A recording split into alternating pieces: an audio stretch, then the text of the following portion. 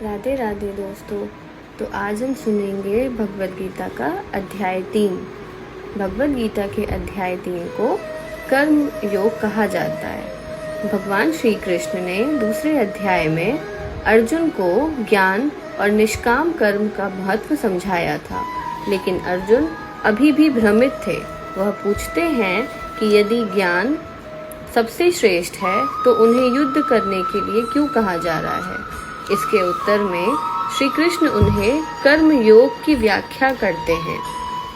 श्री कृष्ण बताते हैं कि कोई भी व्यक्ति कर्म किए बिना नहीं रह सकता।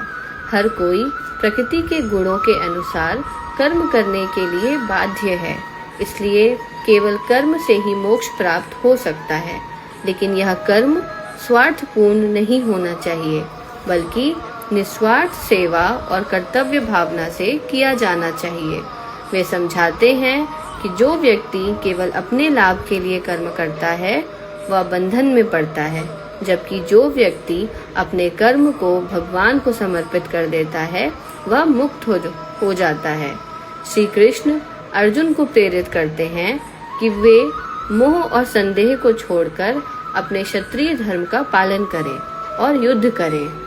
वे उदाहरण देते हैं कि कैसे राजा जनक लोक कल्याण के लिए कर्म करते थे, न कि अपने स्वार्थ के लिए। वे बताते हैं कि समाज के कल्याण के लिए श्रेष्ठ लोगों को हमेशा कर्म करते रहना चाहिए, ताकि बाकी लोग उनका अनुसरण करें।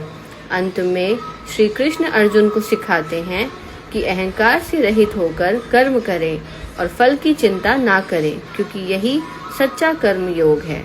राधे राधे।